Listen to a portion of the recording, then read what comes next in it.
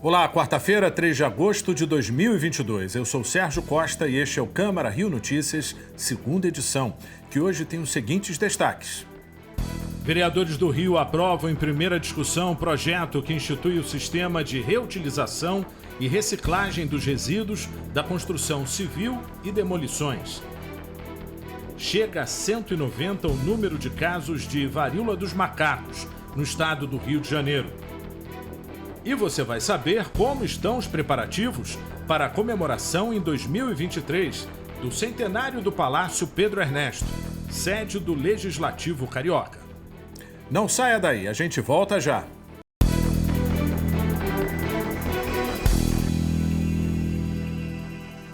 A gente começa essa edição falando da sessão extraordinária desta quarta-feira.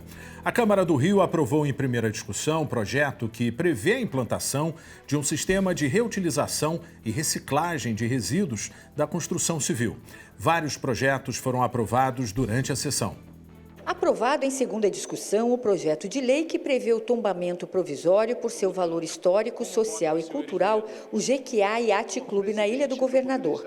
O parlamento também aprovou projetos em primeira discussão, entre eles o que institui o sistema de reutilização e reciclagem de resíduos da construção civil e demolições, o que institui a ação cultural O Jovem Poeta, que será desenvolvida nos meses de abril e maio de cada ano. O objetivo é incentivar e proporcionar experiências de autoria e protagonismo às crianças e jovens na valorização da leitura e da escrita. Durante a sessão extraordinária desta quarta-feira, os parlamentares aprovaram um projeto que inclui o Dia Municipal de Conscientização do Mutismo Seletivo no calendário oficial da cidade. Ele será celebrado anualmente no dia 31 de outubro. O mutismo seletivo é um transtorno psicológico caracterizado pela recusa em falar em determinadas situações e geralmente ele envolve pessoas tímidas, introvertidas e ansiosas. Esse transtorno ainda é pouco conhecido aqui no Brasil e começa quando a pessoa ainda é criança. Aprovados também em primeira discussão o projeto que cria o programa Sorriso nas Escolas da rede pública do município, o que prevê a disponibilização de livro de reclamações nas unidades públicas de saúde e o que inclui a campanha Novembro Azul no calendário oficial da cidade. A campanha, além de abordar a saúde de forma geral, trata do segundo câncer mais comum entre os homens, o câncer de próstata, que fica atrás apenas do câncer de pele.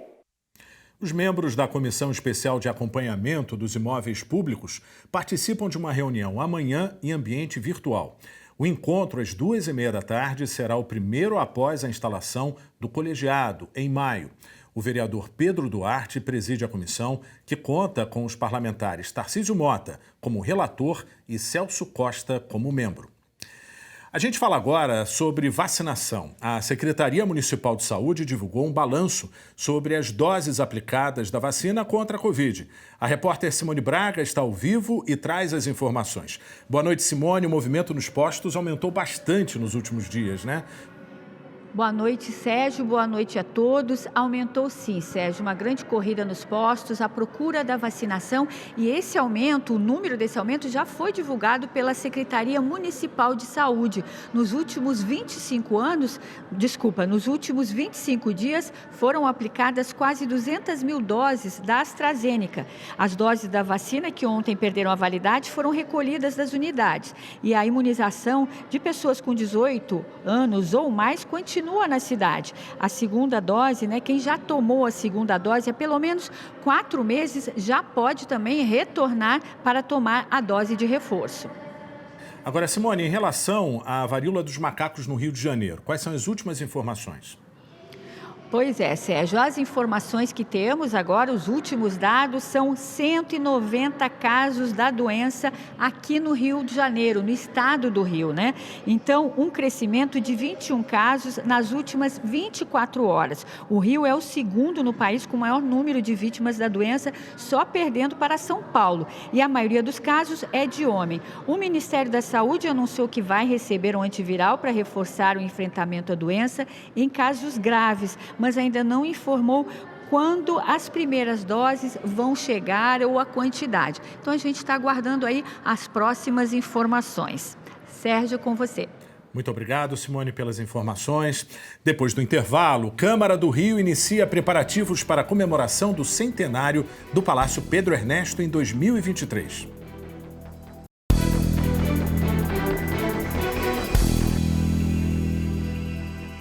Representação cultural que reúne luta e dança, a capoeira nasceu no Brasil para que os escravizados vindos da África pudessem se defender dos colonizadores. Nesta quarta-feira, 3 de agosto, é comemorado o Dia do Capoeirista, uma homenagem aos praticantes da atividade reconhecida pela Unesco como Patrimônio Imaterial da Humanidade. Olha o coco, meu senhor, o coqueiro foi o negro quem plantou. Arte marcial, dança, música e resistência. Até o fim do século XIX, o ato de praticar capoeira era considerado crime. Somente no governo Getúlio Vargas que a arte passou a ser exercida de forma livre pelo país. Hoje, a capoeira é um dos principais cartões de visita da nossa cultura, mas nem sempre foi assim. A atividade surgiu com os negros africanos trazidos para o Brasil que sentiram a necessidade de criar uma forma de se proteger contra a violência dos colonizadores. Os escravizados eram proibidos de praticar qualquer tipo de luta, então, para não levantar suspeitas, disfarçavam os movimentos rápidos e complexos com cânticos e danças africanas. Dessa forma, conseguiam treinar para se defender dos golpes que recebiam e aplicar chutes. Este ambiente, na Lapa, preserva a memória e a tradição das rodas e dos capoeiras. E a gente tenta preservar uma identidade para a capoeira. Então aqui tem encontros de capoeira, encontros de mestres, de bate-papos, historiadores, tudo que tem para capoeira a gente está envolvido. A escolha de 3 de agosto para celebrar o Dia do Capoeirista vem de uma lei do estado de São Paulo que instituiu oficialmente a data para a comemoração de todos os capoeiristas. No entanto, em nível nacional, ainda não há uma oficialização do Dia do Capoeirista no Brasil. Em 2014, a capoeira foi declarada Patrimônio Imaterial da Humanidade pela Unesco. Tem um certo preconceito dos brasileiros com a capoeira. E a capoeira é super valorizada lá fora. Os brasileiros não olham para a capoeira como ela merece. Com uma terapia, uma arte marcial. E o pessoal tem que valorizar a arte da capoeira. Em maio deste ano, a Câmara de Vereadores declarou a capoeira Patrimônio Cultural Carioca. Tomara que a gente tenha muitas datas comemorativas como essa, para a gente poder estar se sentindo alegre, porque a gente está sendo lembrado. A raça negra está sendo lembrada, a arte está sendo lembrada. Isso é importante, a arte faz parte da cultura brasileira. Visando um pouco o futuro dos capoeiristas e da capoeira como um todo. Porque é muito importante a gente estar disseminando isso para as novas gerações e estar compartilhando isso com os que já vieram antes da gente, entendeu? A gente faz esse intercâmbio cultural e tendo um dia específico, a gente pode trabalhar isso de uma forma muito mais abrangente.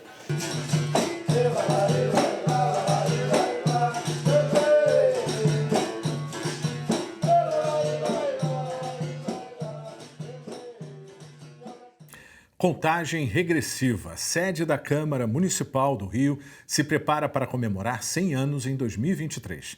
Batizado com o nome de um ex-prefeito do Rio, Palácio Pedro Ernesto, é um símbolo arquitetônico da cidade, que se moderniza para atender às exigências da atualidade. A história do palácio se confunde com a do Brasil. No ano de 1923, em um cenário republicano, nascia o Conselho Municipal, um prédio que se destacava entre os pontos turísticos da cidade. Na época, o Rio era a capital do Brasil e a inauguração aconteceu na gestão de Alaor Prata, então prefeito do Distrito Federal. O Palácio Pedro Ernesto fica na Cinelândia. Quando inaugurado, a praça era totalmente diferente. A Cinelândia tem esse nome porque aqui tinham várias salas de cinema. Bem em frente à Câmara passava o bonde. Hoje, com as inovações tecnológicas, o meio de transporte é o VLT, movido a eletricidade e com emissão zero de poluentes. O projeto do prédio é do arquiteto Heitor de Mello, que morreu antes do trabalho começar.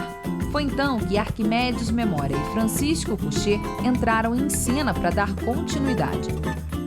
Com o estilo arquitetônico eclético, devido à mistura de elementos e concepções de estilos, o prédio começou a ser erguido em 1919, mas foi inaugurado somente em 1923. Na ocasião da construção e também da inauguração do Palácio Pedro Ernesto, havia em curso um projeto de ampliação das áreas da cidade. E a fachada desse edifício guarda algumas características típicas dessa época, né, professor? A ideia desses prédios, dessa arquitetura eclética, que eram muito bem detalhadas, muito bem trabalhadas, elas tinham a função de criar uma arquitetura que passasse por séculos, entendeu? Os arquitetos tinham uma preocupação muito racional, muito de fazer o belo. O belo, muitos definem, né? Há muitas definições, mas ele se torna eterno porque até hoje ele é admirado. A obra teve um custo altíssimo. Foram investidos 23 mil contos de réis, o equivalente a mais de 2 vezes o preço da construção do Teatro Municipal. Por isso, recebeu o apelido de Gaiola de Ouro. Esse prédio espelha o orgulho que os poderes públicos tinham de administrar esta cidade, que era a capital do Brasil. Não esqueça que em 1922 estavam celebrando o centenário da independência. Então havia um reforço muito grande da nacionalidade, do que era nosso, do que era brasileiro. Ao mesmo tempo erguiam-se vozes contestadoras. Você tem a fundação do Partido Comunista em São Paulo, em março de 1922. Você tem a revolta do Forte de Copacabana, no dia 5 de julho, das classes médias contra o governo. E você tem a Semana de Arte Moderna em São Paulo. É nesse meio, nesse cadinho entre a afirmação de uma nacionalidade, de uma vontade de ser brasileiro e de um desejo de mudança que surge essa Câmara. A Câmara Municipal ocupou o prédio de 1923 a 1937. Com o golpe decretado por Getúlio Vargas e a instalação do Estado Novo, o Poder Legislativo foi dissolvido. O espaço ficou interditado. Só em 46 foi reaberto e reocupado pelos vereadores. Com o fim do Estado da Guanabara, em 77, o prédio voltou a ser sede da Câmara Municipal. Mas um pouco antes, em 74, o deputado estadual Gama Lima apresentou o projeto para dar o nome ao local de Pedro Ernesto. Pernambucano, médico, ele atuou com destaque na Revolução de 30. Foi o primeiro eleito na cidade, em 1922. Ele foi um dos prefeitos mais queridos e é lembrado até hoje. Era um prefeito que levava visitantes às favelas, prestigiava o samba, sendo dos primeiros a ir em desfile de escola de samba, subia morro sem problema nenhum.